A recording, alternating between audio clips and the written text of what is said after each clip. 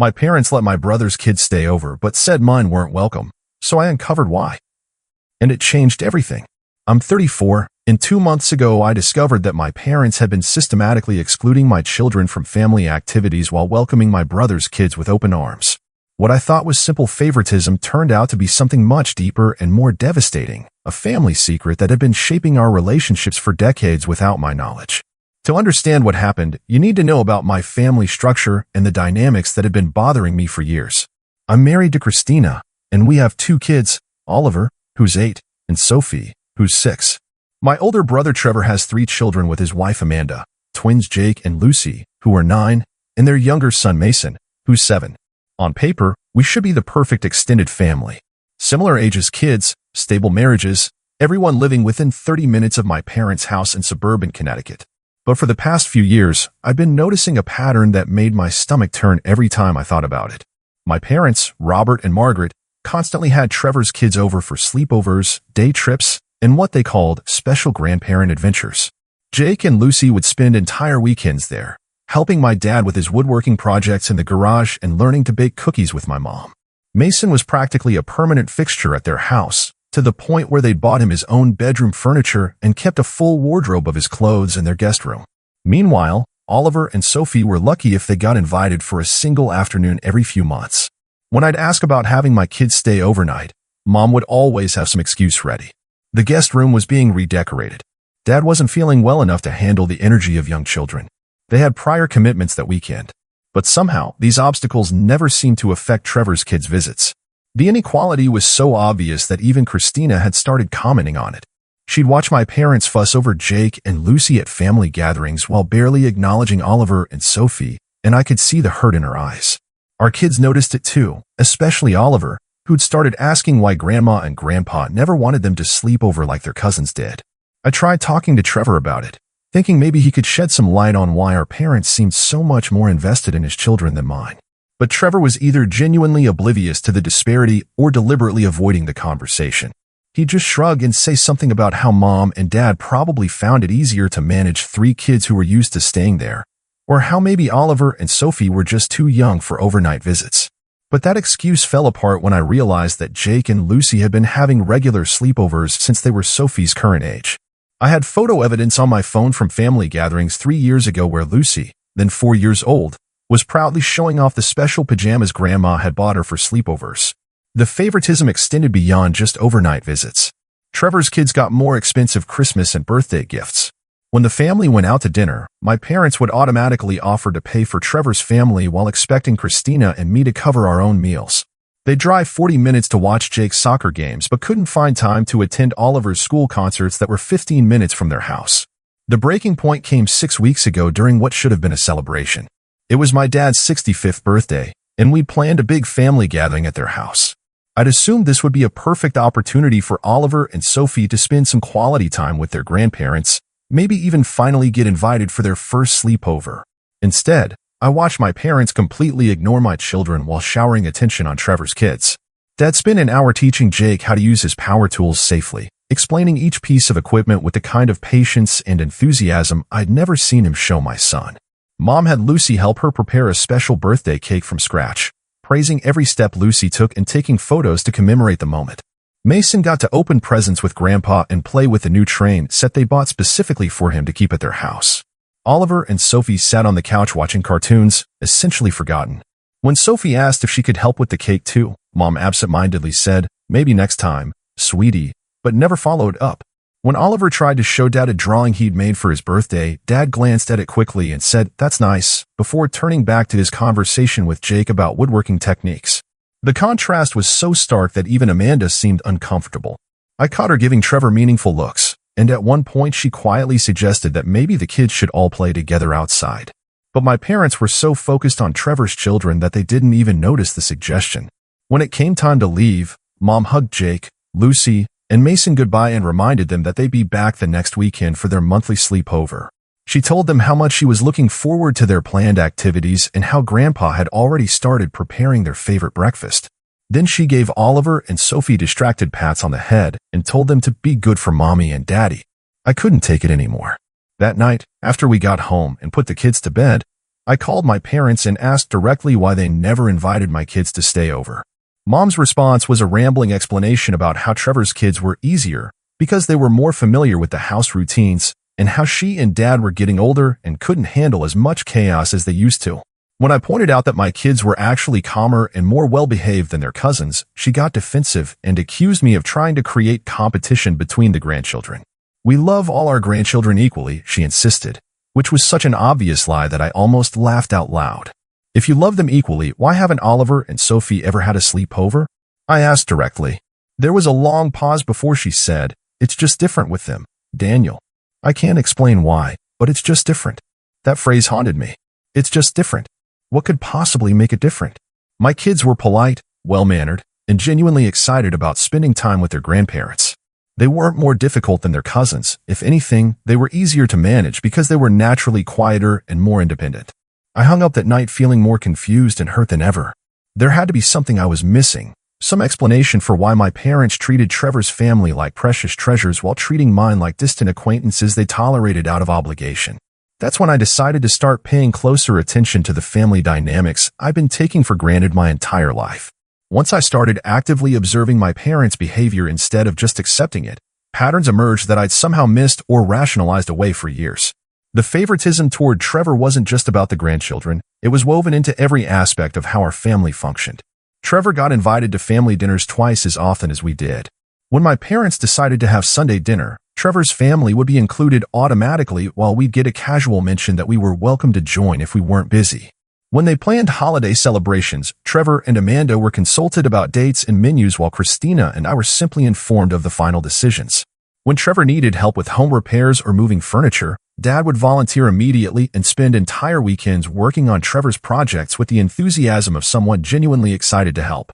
When Trevor and Amanda went through a rough financial patch 2 years ago, my parents quietly paid for the twins' summer camp and dance lessons without being asked, treating it like a natural family obligation. Meanwhile, when Christina and I had struggled with childcare costs after Sophie was born, I'd had to explicitly ask my parents for help, and even then they'd only offered a small loan that they expected to be repaid with interest and a timeline.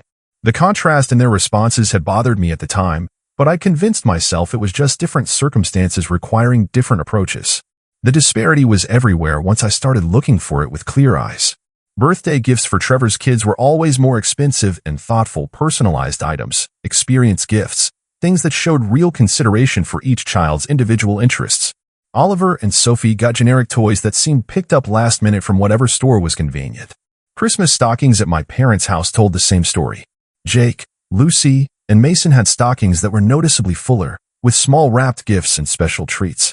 Oliver and Sophie's stockings contained the basics, candy canes, a few pieces of chocolate, maybe a small toy that looked like it came from a dollar store. Family photos displayed prominently in my parents' living room featured Trevor's family almost exclusively.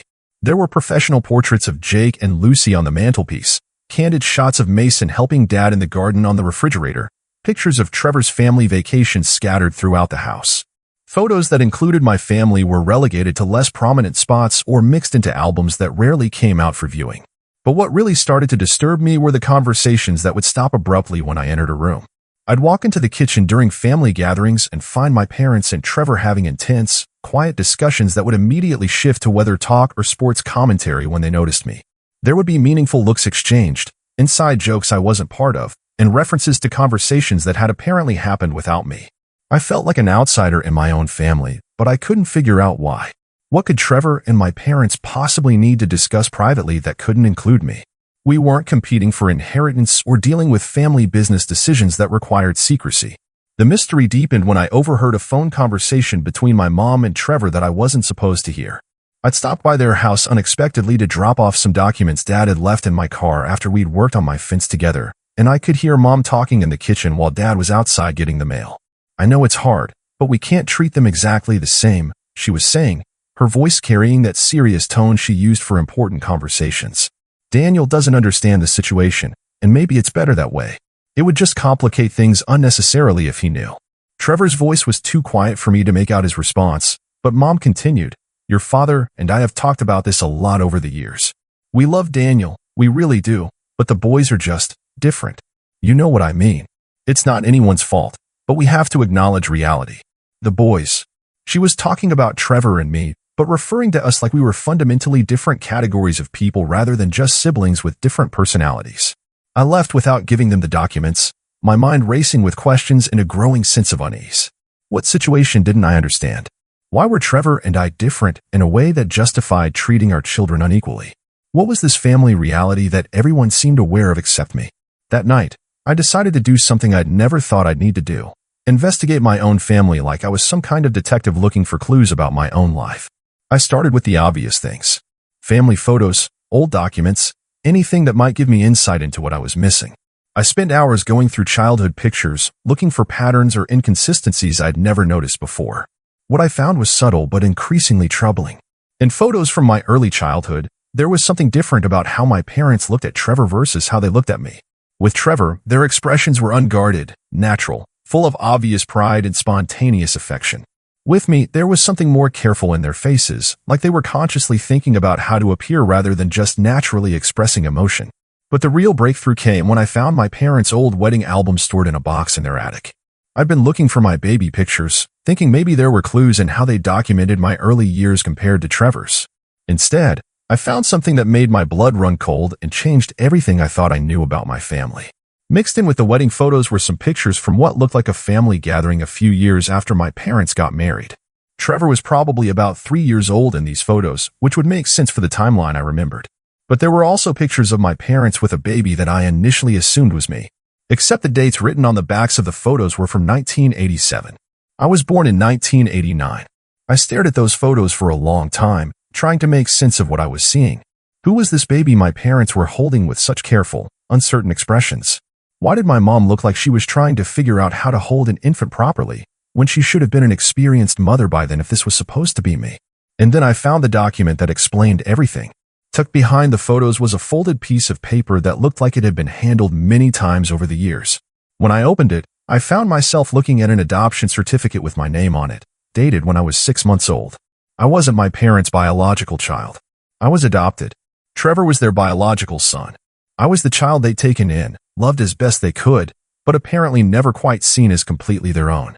Suddenly, everything made horrifying sense. The careful distance I'd always sensed in family photos. The subtle but consistent favoritism toward Trevor and his children. The conversations that stopped when I entered the room. The way my parents had always seemed slightly uncertain about how to relate to me, like they were following a script for how adoptive parents should behave rather than acting on natural parental instinct. I sat in my parents' attic holding my adoption papers, feeling like my entire life had been recontextualized in the span of 5 minutes. Every family interaction I'd ever had suddenly looked different through this new lens. The distance I'd felt wasn't my imagination or oversensitivity, it was the result of my parents never fully processing their own feelings about adoption and what it meant to build a family through choice rather than biology. But what made me angrier than learning about my adoption was realizing that this family secret had been poisoning the next generation. Jake, Lucy, and Mason were the real grandchildren in my parents' minds, the ones who carried the family bloodline. Oliver and Sophie were just the children of the adopted son, one step further removed from what my parents unconsciously considered their true family legacy. My children were paying the price for a secret I'd never even known existed. I spent the rest of that afternoon reading through other documents I found in the box. There were letters from social services, medical records from my early infancy, and even a few photos of what I assumed was my birth mother, a young woman who looked scared and exhausted but was holding me with obvious love. There was also correspondence between my parents and someone named Linda, who appeared to be my birth mother. The letters were brief and formal, mostly updates about my development and health during my first few years. The last letter was dated when I was about 4 years old, and there was nothing after that. By the time I climbed down from the attic, I was furious. Not just about being adopted.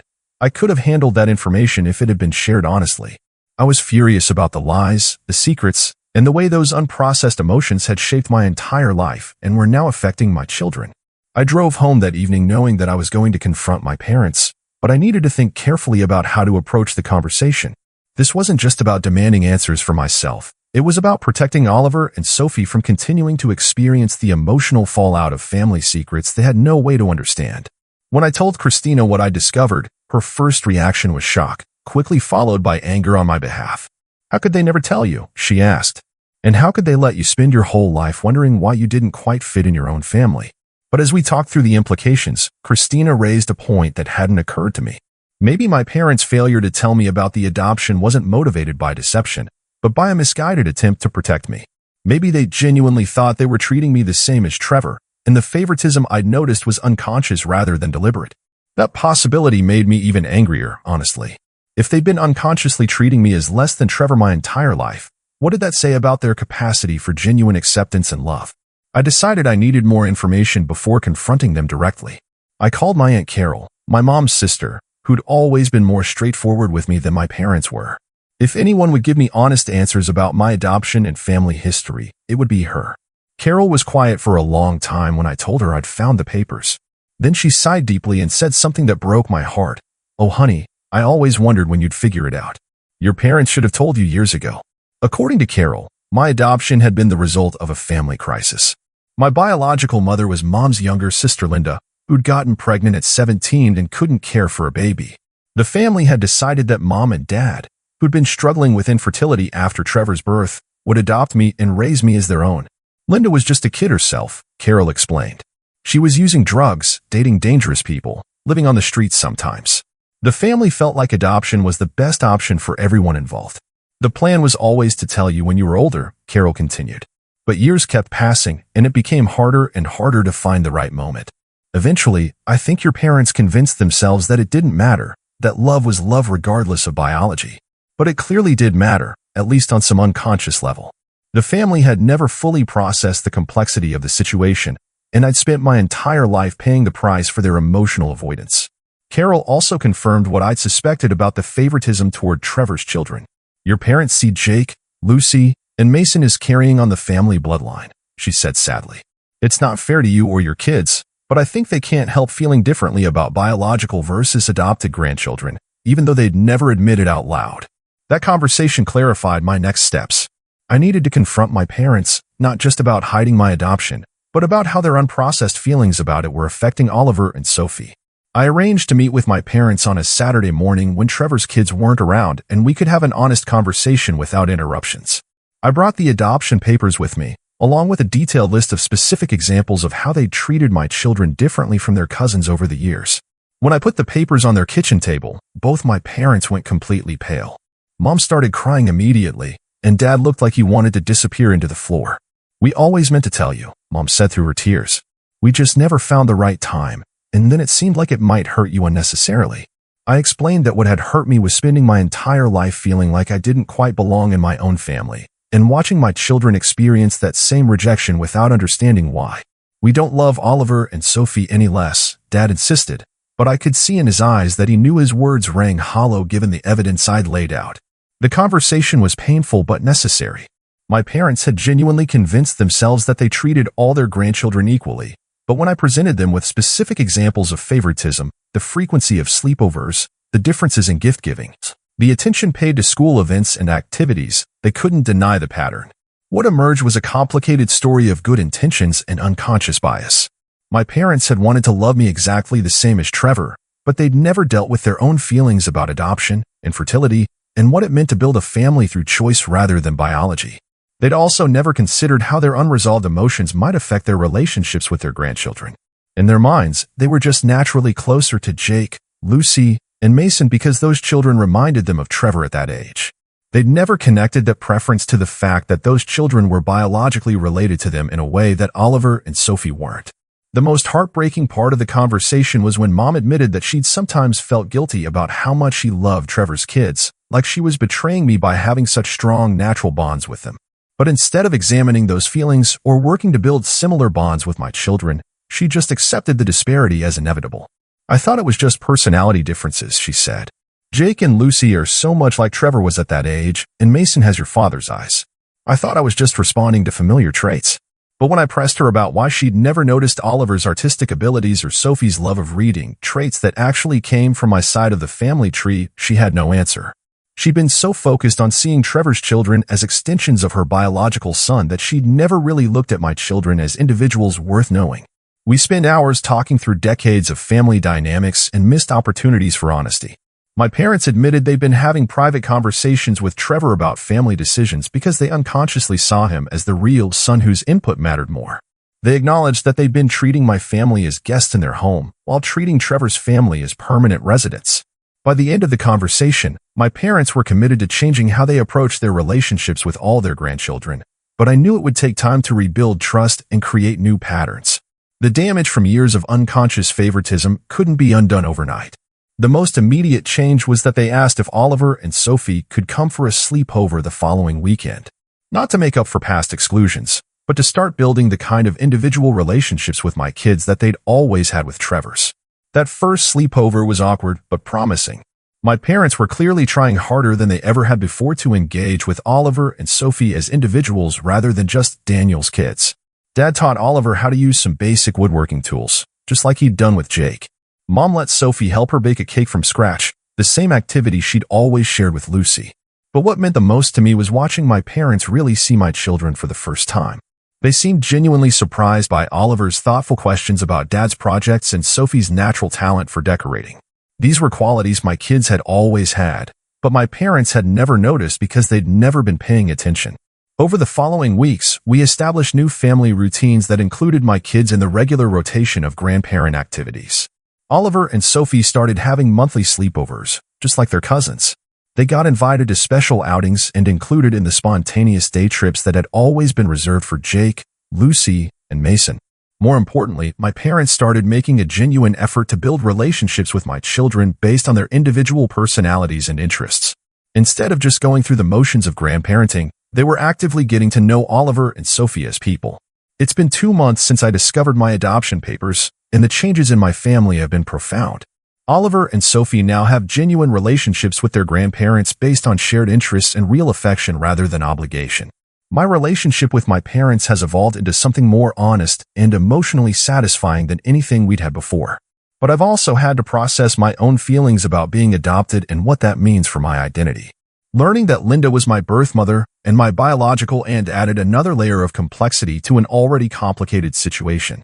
I've had to grieve for the relationship with her that I never got to have, and for the years of feeling disconnected from my adoptive family because of secrets and unprocessed emotions. The most important change, though, has been in how I think about family and belonging. I used to believe that love and acceptance should be automatic within families. Now I understand that real family relationships require ongoing choice, effort, and honest communication. My parents love me and my children, but that love had to be activated and intentionally expressed rather than assumed. The favoritism toward Trevor's kids wasn't because they loved those children more, but because they'd never done the emotional work necessary to fully embrace me as their son. What do you think? Should adoptive parents always tell children about their origins from early childhood, even when the circumstances are complicated? And how do you handle unconscious favoritism in families where some children are biological and others aren't? The experience has taught me that belonging isn't about genetics, it's about being seen, understood, and chosen every day by the people who matter most.